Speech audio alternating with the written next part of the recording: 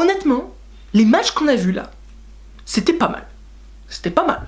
Bonjour à tous, j'espère que vous allez bien, c'est Antoine, vous êtes sur la prolongue vidéo réaction, vous connaissez. Il y a eu pas mal de choses à analyser, il y a pas mal de choses à regarder. Bon, déjà, le groupe B, on va parler tout de suite de ce groupe-là, parce que c'est le groupe qui vient de se terminer. Match nul, globalement, dans les deux matchs. L'Espagne face au Maroc, 2 buts partout.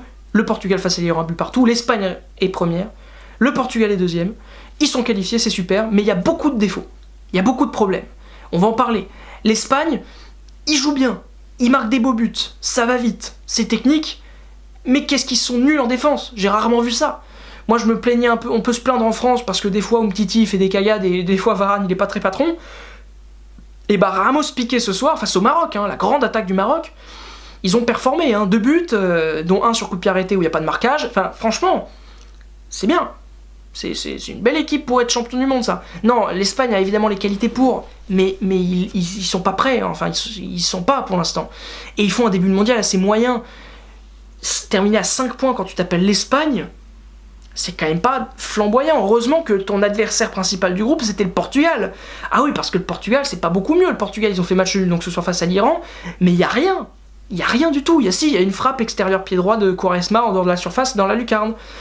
Mais à part ça, t'as rien, t'as pas de jeu, t'as pas de tentative, c'est d'un ennui, mais absolu. C'est absolument ennuyeux, le jeu portugais. Quand t'as pas Ronaldo en forme, parce que Ronaldo a pas fait un grand match, d'ailleurs on a vu son agacement en toute fin de match, il aurait peut-être pu se faire expulser, bon, il a pas été expulsé, c'est normal. Pour une fois que la vidéo sert à quelque chose, c'est plutôt pas mal. Mais, encore une fois, c'est très faible, quoi. Alors ça marchait en 2016, est-ce que la même soupe va leur permettre de gagner en 2018, mais je n'y crois absolument pas. Alors, je me trompe peut-être, j'espère pour vous, amis portugais, mais franchement, non. J'ai pas envie que vous gagniez, là, vous faites trop... Vous nous ennuyez beaucoup trop. Franchement, c'était d'un ennui total, cette rencontre-là. C'était vraiment très pénible comme rencontre. Et j'ai dit beaucoup de fois le mot « très », c'est pour vous dire. Alors que pour le coup, les matchs de l'après-midi, on va en parler un petit peu, ils ont été plus intéressants. Déjà, l'Uruguay a gagné 3-0 face à la Russie dans la finale du groupe A. L'Uruguay, alors qu'il a fait un début de tournoi moyen, même s'ils ont gagné, c'était 2 fois 1-0, 2 fois sur coup de pied arrêté. Bon, c'était quand même pas terrible. Là, encore une fois, c'est pas génial. C'est encore une fois des buts sur coup de pied arrêté. T'as pas un but dans le jeu. Mais 3-0, faut les mettre face à la Russie. Faut souligner aussi le but de Suarez. Faut souligner le but de Cavani. Faut souligner leur vitesse, leur puissance. Leur verticalité dans le jeu, leur hargne, leur combativité. C'est pas une équipe de brillants, ils sont pas brillants les mecs, c'est vraiment à l'image de Cavani, mais alors ils vont être durs à sortir, ils vont être très durs à sortir, et ils vont en plus affronter le Portugal. Franchement, Uruguay-Portugal, sur ce que j'ai vu, sur ce que je vois depuis le début, avantage Uruguay. Eh ben oui, avantage Uruguay. Avantage Espagne par contre face à la Russie, parce que la Russie, ils ont peut-être fait 2 matchs super, mais ils ont fait un match là franchement très moyen, on va pas se mentir, ils ont été très moyens, très mauvais. Ils étaient peut-être plus dopés, je sais pas, parce qu'il y a des rumeurs comme quoi ils seraient dopés. Bah, quand je vois le match de cet après-midi, je me dis que c'est fort possible, là, ils devaient pas être dopés, ils ont dû avoir peut-être un peu peur, donc ils ont évité de donner des petites substances aux joueurs, et ça s'est vu, ils ont été très moyens. Et c'est évidemment l'Espagne qui est grand favori de cette rencontre face à la Russie. Et puis il y a eu un petit match, on va en parler pour finir, pour du beurre qui ne servait à rien entre l'Arabie Saoudite et l'Égypte, si ce n'est pour l'honneur. Défaite des Égyptiens malgré le but de Mohamed Salah, magnifique but, mais bon, ça n'a pas suffi. Quand t'as une équipe qui ne joue pas, qui refuse de faire le jeu, c'est quand même compliqué. Alors pourtant l'Égypte a les qualités pour, ils ont des joueurs, les Trezeguet, Salah, El Neni, ils ont des mecs pour faire le jeu, pour au moins essayer. Ils ont même pas essayé, c'est l'Arabie Saoudite qui a fait le jeu. Alors oui, ils nous l'ont déjà montré lors des 2 derniers matchs, ils sont capables de faire quelque chose.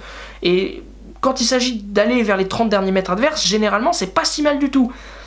Après, généralement, c'est dans les 30 derniers mètres que ça se complique. Et là, ils ont eu de la réussite, ils ont eu de l'efficacité. Alors, ils n'ont pas eu d'efficacité, mais ils ont réussi à marquer.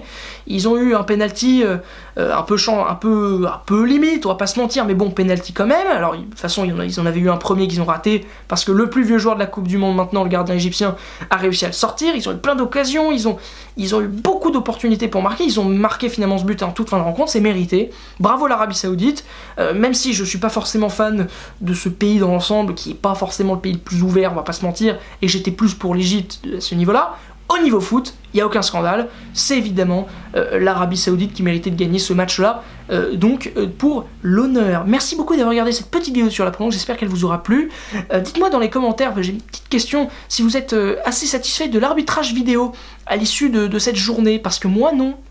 Donc dites-moi, s'il vous plaît, dites-moi s'il y a vraiment du positif là-dedans, parce que j'en vois pas. Voilà, je vois pas de positif, donc s'il vous plaît, si vous pouvez éclairer, si vous pouvez allumer ma lumière interne, s'il vous plaît, faites-le. Pourquoi je pense cette voix n'était pas... Bon allez, demain évidemment match des Bleus, ça va être très intéressant évidemment face au Danemark. Les coiffeurs vont-ils battre le Danemark avec son entraîneur qui n'aime pas d'ailleurs la coiffure de Pogba, qui n'aimait pas. Ce serait marrant d'ailleurs que les coiffeurs battent vengent Pogba par rapport aux insultes de l'entraîneur danois sur sa coiffure. C'est marrant, c'est cocasse.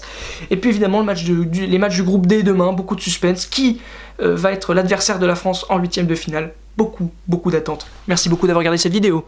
Ciao, évidemment, sur la prolongue.